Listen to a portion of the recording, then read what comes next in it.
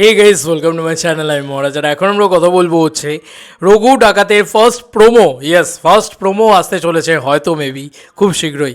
এটা তোমাদেরকে exclusively update দিচ্ছি না, এটা আমার এক্সক্লুসিভ বললে একটু ভুল বলা হবে। এটা অ্যাকচুয়ালিতে যেখান থেকে জানতে পারলাম সেখান থেকে আমার মনে হলো যে এই আপডেটটা তোমাদের সাথে শেয়ার করা যাক। রঘু ডাকাতের একটা বড় ধামাকা কিছু প্রোমো আসতে চলেছে, যেখানে হয়তো মেবি দেবদার ডায়লগ তোমরা দেখতে পাবে, শুনতে পাবে আর কি।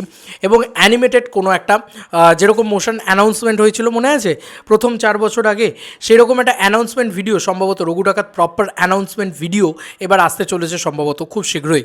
এবার সেই ডেটটা কবে সেটা কিন্তু আমি জানতে পেরে গেছি। আমি কেন, তোমরা সবাই জানতে পেরে যাবে।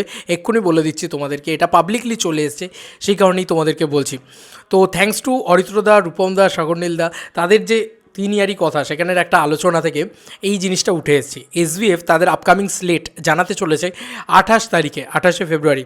ইয়েস, 28শে ফেব্রুয়ারি কিন্তু তারা অ্যানাউন্সমেন্ট করবে এরকম একটা ইভেন্ট করে। এবার সেখানে তো রঘু ডাকাতের অ্যানাউন্সমেন্ট থাকবেই এবং কাকাবাবুর অ্যানাউন্সমেন্টও থাকবে। তো কোথাও গিয়ে এই দুটোর কিন্তু একটা অ্যানাউন্সমেন্ট ভিডিও প্রপারলি আসতে চলেছে সম্ভবত।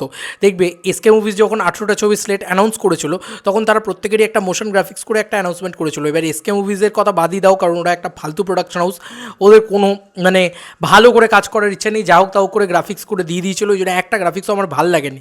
কিন্তু এসভিএফ কিন্তু অনেক বেশি কী বলবো, মানে ফ্রন্টে থাকা প্রোডাকশন হাউস, এবং ভাই ওরা ওরা মানে ডেডিকেটেডলি কাজগুলো করে। এসভিএফ যেগুলো করে ডেডিকেটেডলি করে।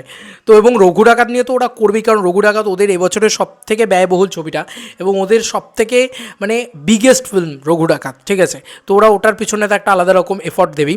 তাই বোঝাই যাচ্ছে এক্ষেত্রে যে 28 তারিখে ওদেরকে ইনভাইট করা হয়েছে। সেক্ষেত্রে আমরা বুঝতে পারলাম যে একটা ইভেন্ট হতে চলেছে, এবং ইভেন্ট হলে রঘু ডাকাতের একটা অ্যানাউন্সমেন্ট আসবে। এবার এখানে কিন্তু সেই ফ্যামিলি নিয়ে ব্যস্ত আছে বলে কী ভাবেছিস, অ্যাকশনটা ভুলে গেছি, ওটা আমারই কাজ। মনে আছে এরকম একটা অ্যানাউন্সমেন্ট এসেছিলো খাদানের ক্ষেত্রে। তো এরকমই একটা অ্যানাউন্সমেন্ট ভিডিও রঘু ডাকাতের ক্ষেত্রে কিন্তু এবার আসতে চলেছে। This is the high time, মানে সেই বওয়ালটা ঘটতে চলেছে এবার, যেখানে সেই রঘু ডাকাতের মানে অ্যাজ রঘু ডাকাত দেবদার মুখে সম্ভবত আমরা একটা ডায়লগ শুনতে পাবো। দেখা যাক, আমি তো চাই এরকম একটা ডায়লগ শোনা যাক দেবদার মুখে, এবং জাস্ট কাঁপিয়ে দাপিয়ে অ্যানাউন্সমেন্ট হোক। এবং এসভিএফ এর পরবর্তী স্লেটগুলো আমরা জানতে পারি। এসভিএফ এবছরে শুরুর দিকে তো আর কোনো ছবি অ্যানাউন্সমেন্ট কিছু যাই না, অ্যানাউন্সমেন্ট এলে তখন বুঝতে পারবো যে আর কিছু ছবি তারা রিলিজ করছে নাকি। সেগুলো মূলত ছোটো ছবিই হবে। এবার তার রঘু ডাকাত আছে বড় ছবি হিসেবে, কাকাবাবু আছে বড় ছবি হিসেবে, এবং এবছর এবছর তারা এর বাইরে হয়তো আর বেশি কিছু ছবি হয়তো রিলিজ করবে না, কিন্তু তারা মেনলি টার্গেট করবে, আমি শিওর যে তারা টার্গেট করবে কিন্তু 2026 সাল, এবং সেখানে সোনাদা 4 থাকবে, হয়তো আরও নানান ছবি থাকবে।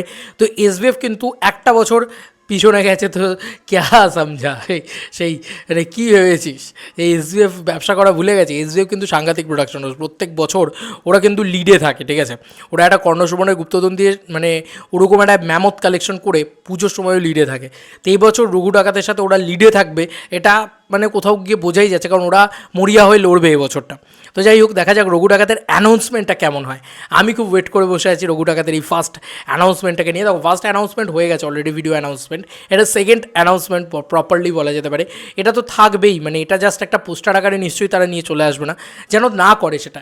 তারা যেন একটা প্রপারলি অ্যানাউন্সমেন্ট করে, একটা ভিডিও টিডিও দিয়ে পিছনে একটা দেবদার ভয়েস ওভার, একটা ডায়লগ, এমন ডায়লগ যেটা সেই খাদানের মতন ডায়লগ, যাতে জমে যায় জাস্ট হাইপটা এখান থেকে এখানে উঠে যায়।